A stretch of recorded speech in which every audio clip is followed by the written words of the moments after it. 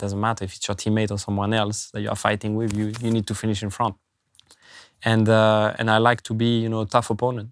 That's it. So explain what you mean by I like to be a tough opponent. How do you go about being a teammate in Formula One? What's your approach?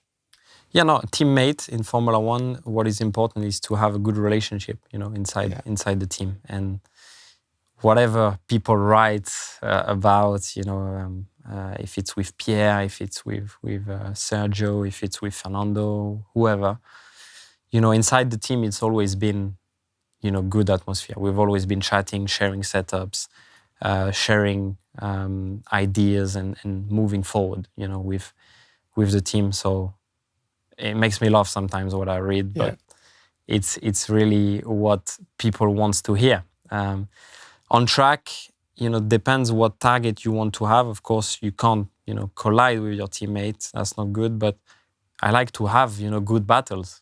That's what excites me. It's cool to have, cool racing. Doesn't matter who it is. If it's your teammate, if it's someone else, you want to beat everyone. But to be able to fight cleanly and to fight close and have a proper battle, no one likes team order. We have to obey to the teams. That's normal. And sometimes it doesn't make sense because, we are on different strategy and stuff. But what's good is to be, having the same tire age, same strategy, and then race. That's what we all love. Otherwise, it's a fake sport. And that's what I grew up with. Watching TV is fighting. Fighting on track. Having the switch on the exit, different lines, little bang of wheels. That's cool. That's what I like. That's what excites me about the sport. Brilliant. There's research that says what you're describing there about having a rival can actually enhance performance. It makes you more motivated.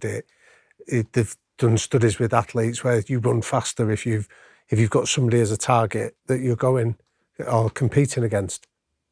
Who do you regard as your rival then that gets the best out of you? And it's true that, any teammate that I got, there's always something that I've learned, with, doesn't matter who it was in junior categories, in Formula One. I've always learned something, and that's important, as a driver. If you want to grow, you need to always pick up something, because if you don't improve, the others will, and your level is going to be obsolete. You are going to be going backwards instead of staying at the same level.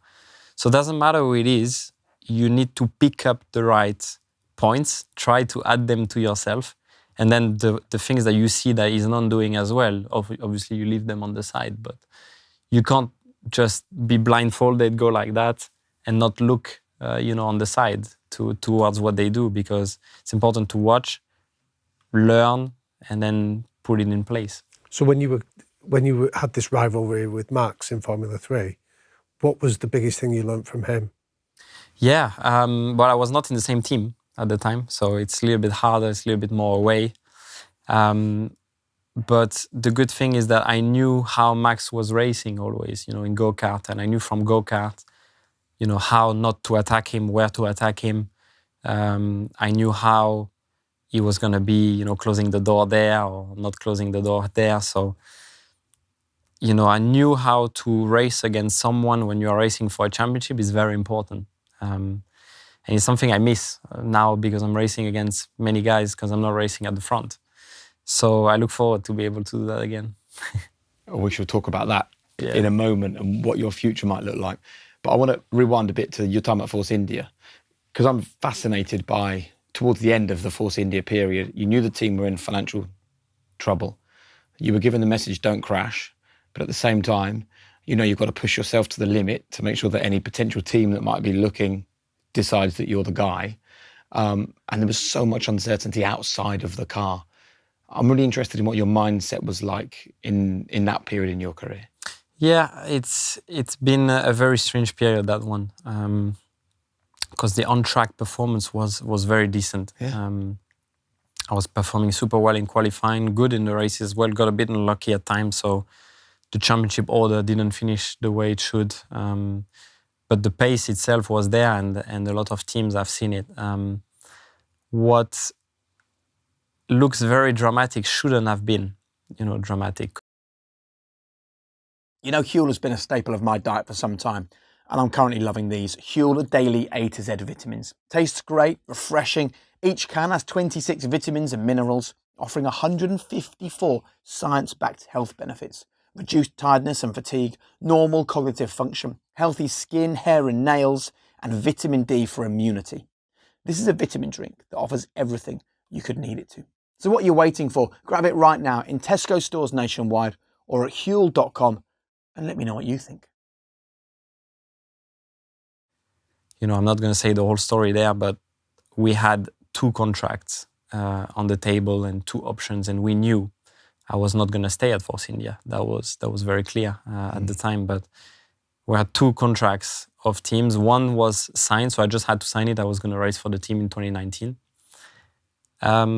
But yeah, we decided to not go to this one and go to the other, and it didn't work out with the other. It was for a misunderstanding between parties and things that I was not in control of. And that again goes to the point where it's not fair, because it's not on performance, it's not on merit. If I had a bad season and the performance wasn't there, I would have understand, for me to be on the sideline. But the fact that that was not the case again goes back to the point of 2014 where this is something not in my control, it's not normal.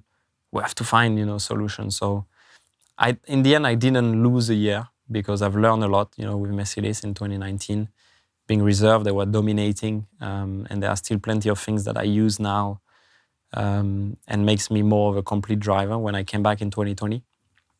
But yes, I've missed driving so much, and that gave me, I would say, the love of the sport even more, because I've realized how lucky I was, to be racing in there. And when you are so focused on performance, getting everything around, you forget how lucky you are to be driving one of those cars. Yeah.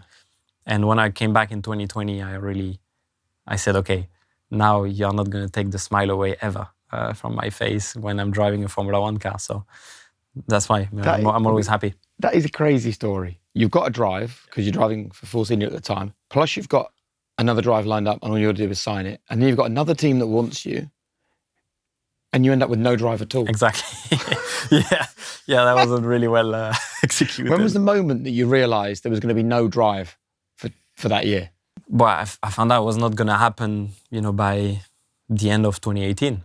It was clear that everybody was signed and that was it, And then turning up at the first race and speaking to Mercedes of, when was I going to be testing the car? And they said, oh yeah, you are going to test in 3 or 4 months.